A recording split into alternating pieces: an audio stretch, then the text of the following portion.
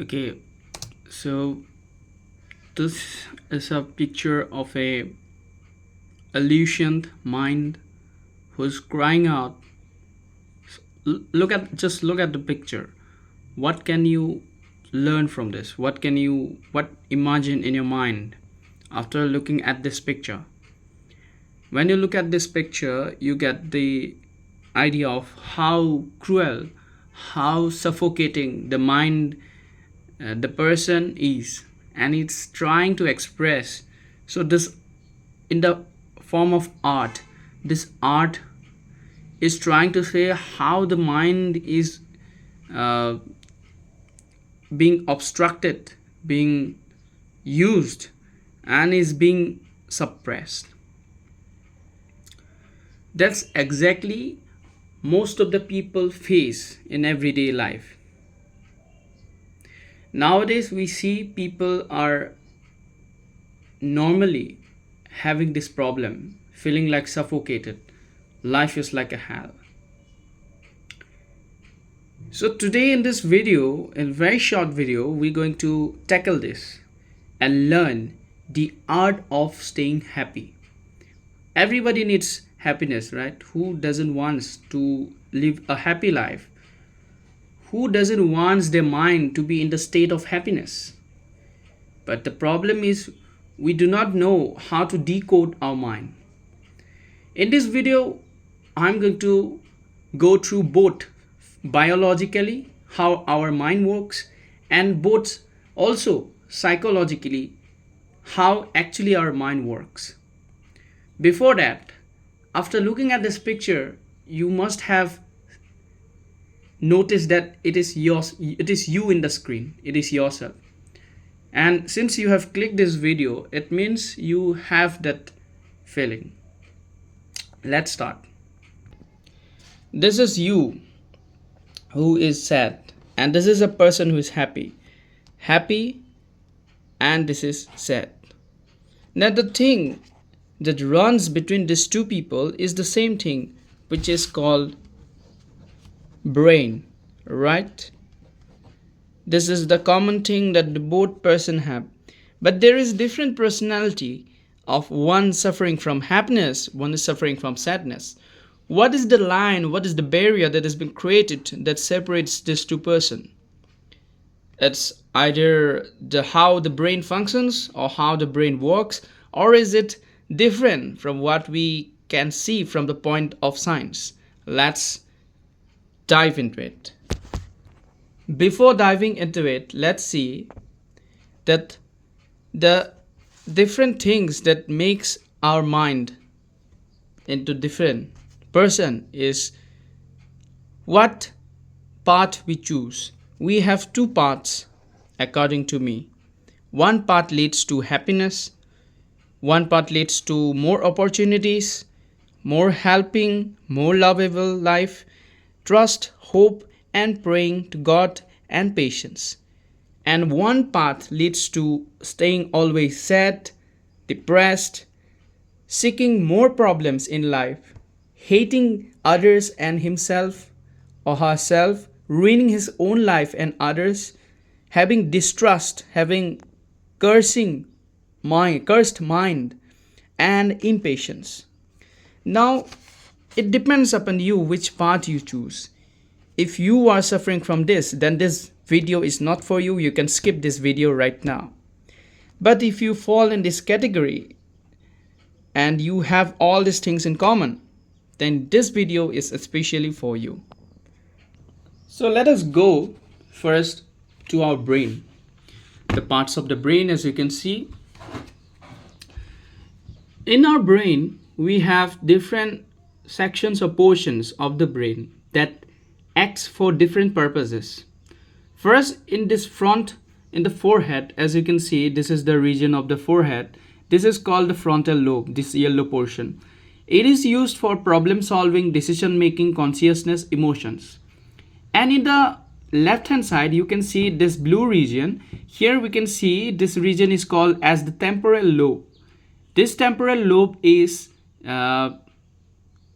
responsible for all the activities like learning, memory, hearing, or language. And in the middle part, we have the parietal lobe, which is for spatial reasoning, sensation, and perception. And in the back rear part, we have the occipital lobe, which is responsible for our vision. In the rear end, below rear end, we have the cerebellum, the red portion. It is responsible for the balance, posture, and coordination of our body. And here you can see this stem-like structure in the purple color or violet color or light blue is the brainstem, which is responsible for all our main daily activities like sleeping, eating, breathing, and the heart rate. So just small portions of the brain are responsible for different various functions of our day-to-day life, right? Now we have come to know how actually different parts of our brain are responsible for these different functions. Now, what is the thing, or in where around the brain is the thing happening that is making us sad or happiness? Now we will dive into it. Let's dive it. So this is a person who is happy, right? And this is a person who is sad, depressed with life, right? These are the people, how the sad people looks. Now, how our mind works, we have to go both physically, psychologically, and biologically. Let's dive into it. So from the scientific point of view, you can see our mind works. It is not a single organ, but it is a set of functions that is carried out by the, along with brain, there is nervous system and consciousness. So all these three parts, that is, listen carefully, the brain, nervous system, and the consciousness, the brain is not entirely responsible for how our mind works, but instead it is a system that is consisting of the brain, nervous system, and the consciousness. And it is responsible for the things like thinking, how I am thinking. You are thinking of how I'm thinking and trying to explain you. This is the part of the system right now. I'm thinking, that is also part of this system. The system is making me think and let you speak, let you learn about it. So feeling is also there. I'm touching the screen, there is a feeling. The memory is there. This thing is going to become a memory that you are learning about the brain, about how the mind works, and decision making, how the decisions are made, and the perception. So biological basis, the brain is made of billions of nerve cells. Just imagine how large is the number. It's telling about the billion. And also there are certain small electrical signals, impulses are made, chemical messengers are present, which are called neurotransmitters. These are very tiny messenger type things that helps us communicate with each other through the electrical signals. So this network is present. Now we understood that there is a network present in the brain. Cognitive functions, input is there. We receive the information from the environment. The processing is there, is done. Then the storage experiences are stored in the short term. Two memories are there, short term and long term. And then ultimately we get the output, that is the action and response. Based on our decisions, the body responds in the form of speech, movement, or behavior. Then the third aspect is the consciousness and the subconscious mind, emotion aspect, and decision making. So we have two minds. One is the conscious mind and the another one is subconscious mind. The conscious mind is about the active awareness of what we are thinking right now. I'm thinking about the brain, about this right now on the screen. And there is also another mind that is called subconscious mind. The subconscious mind is responsible for storing our habits, the automatic responses, emotions, and the past experiences in our life. For example, we are consciously learn to ride a bicycle at first, but later it becomes subconscious. If you learn to drive a car and you have learned how to drive, Now when you are going to home after some time, after you have learned, it the subconscious mind plays the role. You do not have to think how to drive a car, but instead it is already stored in your brain. Suppose I have learned how to drive, how to ride a bike, and when I ride a bike and going to my home, even I'm thinking about something else, still I ride the bike. I do not have to think about it. So it is all due to our subconscious mind. It already stores how to ride, what path is towards my home. So exactly it comes into play. So that's why even while we are riding, we can still do other tasks or think, but still we are riding because our mind is already working in it, and we do not have to actively think about how to ride a bike, right? So emotional aspect is also there. The limbic system of the brain handles emotions, like sometimes we feel fear, pleasure, or motivation. Now we have, all right, this is all right, we have gone to the biological point of view of how our mind works. Now let us go to deeper how our mind works psychologically. As I've told, in psychology, mind is understood as the seat of thoughts, emotions, perceptions, and behavior. The conscious, subconscious, and unconscious mind is there, according to the Fritz psychoanalytic theory. Conscious mind, our present awareness. Subconscious mind, it stores memories, habits, experiences. Unconscious mind, hidden desires, fears, instincts. Example, a fear of public speaking may become an unconscious memory. Cognitive approach is there, and input is there. Also behavioralist approach is there. Humanistic, from humanistic view, we can say that the mind seeks growth, meaning, and self-actualization. Our thoughts and choices are guided by desire. And emotional regulation, psychology shows that mind and emotions are interconnected.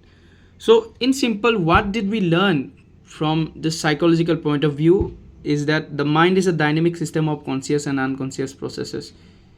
So basically what we have learned through this analysis is that our mind is a a, a state which functions from these three organs or three things, that is brain, the nervous system, okay, and our consciousness. These three things act to take decisions, our thoughts, our daily activities. We also learned through this video that how different parts are there: frontal lobe, parietal lobe, temporal lobe. Different parts of the brain functions for different activities that we do in our life. From psychological point of view, we understood that our brain has three types of minds. One is conscious mind, another one is subconscious mind, and another is automatic, which are responsible for the things like reflex. When we get to touch a fire, we automatically pull our hand like this. That is actually the automatic. And this subconscious is the 90%. Consciousness is only 10%. So subconscious is responsible for habits, for our thoughts, memories. So basically, the main point is why we are sad and happy. It all depends on how we are acting or we are behaving in life. When we are, as we have learned, that subconscious mind acts on memories, on thoughts, on the processes that we do in our life. So if you see a person is happy and he's seeking more opportunities, he's loving his life, then it's all due to the activities that he is doing, all due to the thought process, and all due to his memories, and all due to his sensations. So in simple term, at the end, in the conclusion, I would like to say, in order to stay happy, you have to act with it. You have to start your day with a small act that leads towards happiness, your own self pleasure, and you have to train your mind to seek more opportunities rather than seeking more problems. If you are suffering from a problem, you have to find a solution of how to deal with it rather than cursing about it, rather than crying about it. You have to find a solution and deal with it and get out of it and seek for opportunities rather than problems. If you know how to spend time like being alone and self actualization of your brain, meditation of how life works, of how our mind works, then at that state you get into the state of the peace, the attainment of the actualization. Then you get to love your own life. Even the small activities that you do, like drinking, like going for walk, can actually change your mood of how you love your life rather than hating and watching things that creates a hate for yourself and for others are the things that makes a person sad. And when you have these qualities in your life to be built, that is trusting your own life, trusting others, having hope in life, praying to God, always be attached to God. This is not psychological, this is not scientific advice, but this is something which actually works to make a person happy. The more you are detached from God, the more you are attached to demons. Remember that. Demons love the people who are staying away from God. And these negative demons actually ruins your life. You do not know how they do, but they always ruins your mood. Either you go into fight, either you go to trouble, either you go facing breaking things or something like that. But this is not actually you. This is the demon that is acting on you. So remember that. Always stay and seek for praying to God for a better life. The more you are getting away from God, the more these demons will get to what do you say? They are predators. The more they would get attached to you. Even I've experienced this in my own life. From my experience, I would like to say, always stay touched. Always stay touch grasses. That means always stay low. Never boast yourself, because boasting about yourself or talking more about yourself brings enemies and negative emotions, negative attractions that ruins your entire day.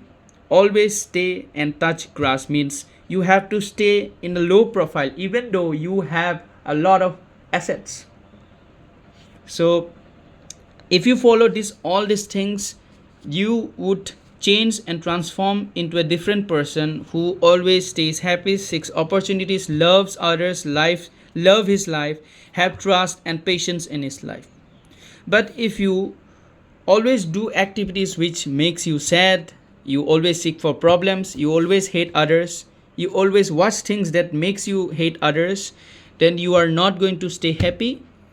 And certainly this is the only thing that is actually the ultimate solution to stay happy. And also through the analysis we have learned that how actually mind is different for different people. Someone is sad, someone is happy, someone is seeking opportunities and success, someone is seeking for death, he wants to die. So this all depends from small activities that you do in your life. Starting from the morning when you wake up, do you see the mobile phone for the bad news, or do you go and walk out without the phone? Do you sip a hot cup of tea, or do you drink a beer in the morning? Do you go and play with the animals, with the pet dogs, or do you throw stones at the dogs? Do you read books? Do you pray? Do you bath in the morning? Or do you do not bath? You sleep. You sleep for long hours, about 10 or 11 in the day. It all depends on the small activities that you do. If your activities are pure, if your activities are leading towards this left line, this left path, then you are happy. If your small activities are leading towards this right path, then you are in the trouble phase. And I must say, this is the advice of how to stay happy. Thank you so much for watching. We would meet with another new video on a new concerning topic. Till then, bye bye. Stay blessed, stay happy. Thank you.